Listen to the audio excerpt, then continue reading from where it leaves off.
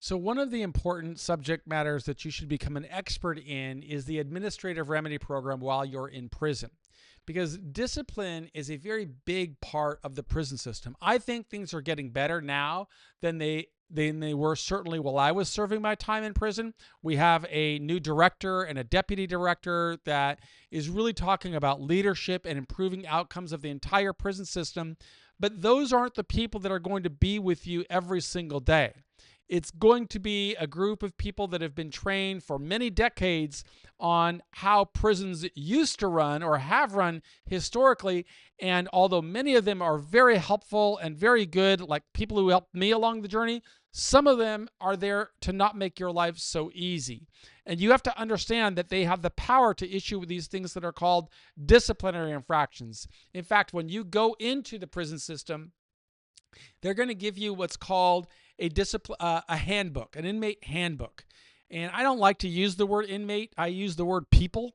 I don't use the word inmates or prisoners or convicts. I remember when I was in prison, a staff member once asked me to kind of self-identify as either an inmate or a convict. And my response, I'm an American. I'm a man, and I'm working to build a pathway to a better life. And this system is not going to define who I am. My choices are. And that's the same with you. If you're the CEO of your life, you are going to build a path that regardless of what challenges you're facing in the system, you are going to focus on you. You are going to build a path that will lead to success.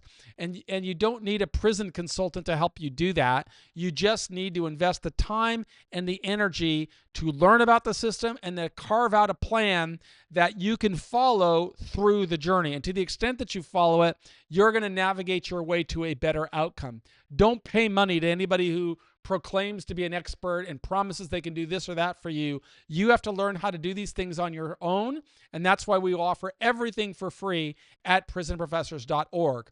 And one of the lessons that I would really encourage you to understand is the importance of maintaining a clean disciplinary record.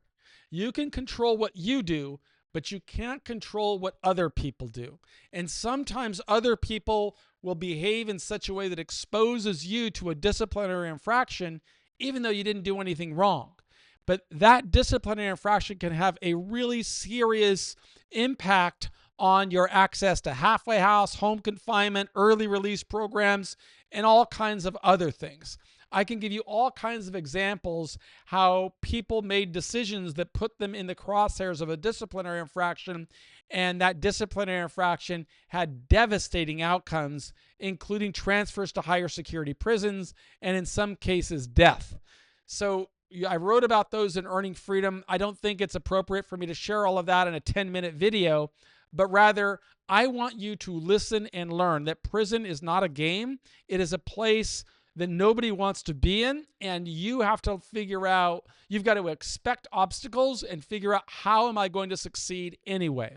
And one of the ways that you can succeed is by doing everything within your power to avoid these things called disciplinary infractions, also known as incident reports. The colloquial term is shots. You don't want to get shots while you're in prison. A disciplinary infraction is divided into several categories. 100 series disciplinary infraction, known as graded severity. 200 series, which is high and moderate severity. Low moderate severity, which is like a 300 series. I don't even think they use 400 series shots anymore, but they very well may.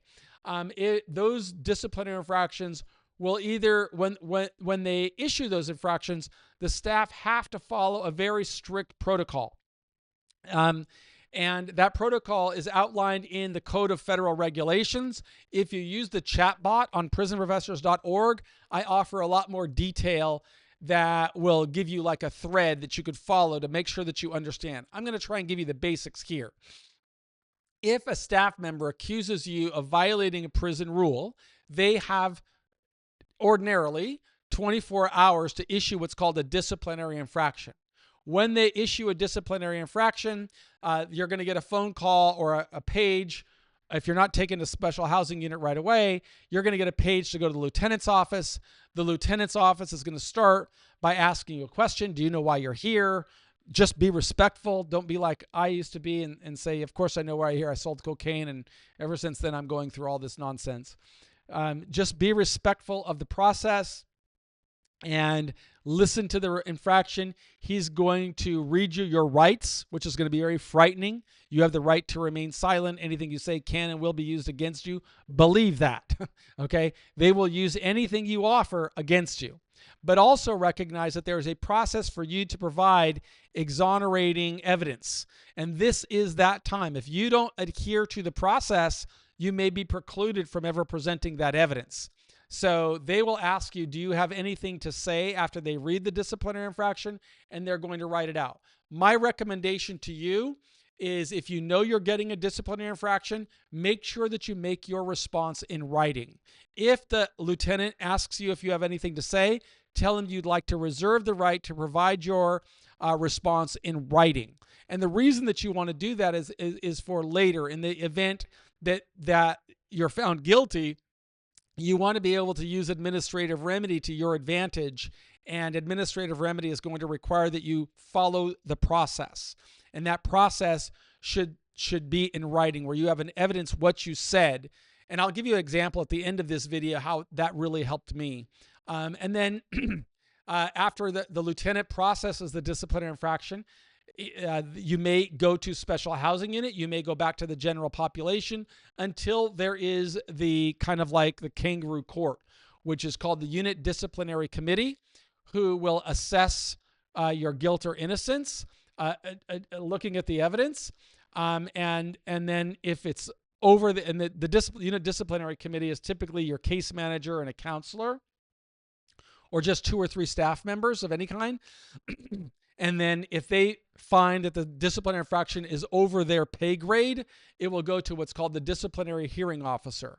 And then you'll very likely wait in special housing unit or administrative segregation until the disciplinary housing unit finds you guilty, which he traditionally will, unless you've prepared a really solid defense. So that's the process of a disciplinary infraction. The consequences of the infraction can be many. It could be the loss of earned time credits, good time credits, loss of privileges like phone, visit, commissary. It could be time in solitary. It could be disqualifying you from participating in specific programs, which could have a direct effect on your release date. So even small disciplinary infractions can have a really severe impact on your release date.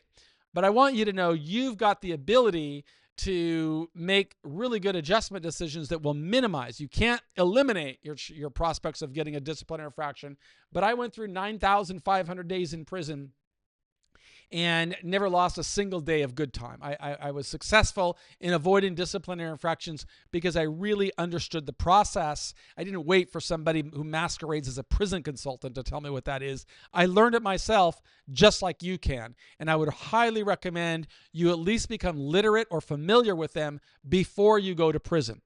Now, if you get a disciplinary infraction, and which is very likely, if you get a disciplinary infraction, that you're going to get convicted, whether by the UDC, the Unit Disciplinary Committee, or the DHO, the Disciplinary Hearing Officer. When that happens, you may want to appeal.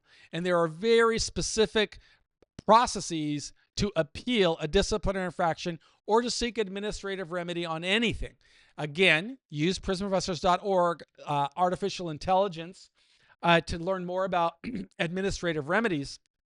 But that means basically you've got to file these forms that would be either a BP-8, which is called an informal resolution, trying to resolve a matter before it goes to a more serious state. The more formal response to administrative remedy is BP-9, which is you're arguing the due process, perhaps, of a disciplinary infraction to the warden. If the warden goes along with the staff and upholds the disciplinary infraction, then you might want to file a BP-10, which goes to the region, or a BP-11, which goes to the central office. These are very rigid protocols and processes. All of them are detailed in the Code of Disciplinary Infractions, the CFR, the Code of Federal Regulations, the CFR, or in the Inmate Handbook. Make sure that you understand them because there are very specific timelines, and you've got to be very specific with what you send in your appeal. If you've got documentations to strengthen your case, make sure you present it at the appropriate time. If you lose everything in the administrative remedy, only then can you file in district court for relief if you qualify for that. That would be either under a 2241 for the violation maybe of your civil rights, or a habeas of some kind, or a Bivens action. But first you have to exhaust your administrative remedies. That's the law in accordance with the Prison Litigation Reform Act. Make sure that you learn about that as well, the PLRA. I can provide more information on the PLRA in the artificial intelligence section of our website, because it's rather complicated, and that would take a lot of information, a whole another video and course for you to understand. So you want to avoid disciplinary infractions by really understanding the rules in the inmate handbook and following them very closely.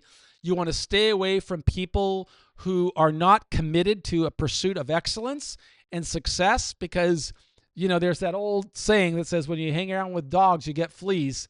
There's a lot of problems in prison, and you want to avoid people who are repeatedly breaking the rules or on a path that could lead them to a higher propensity for disciplinary infractions.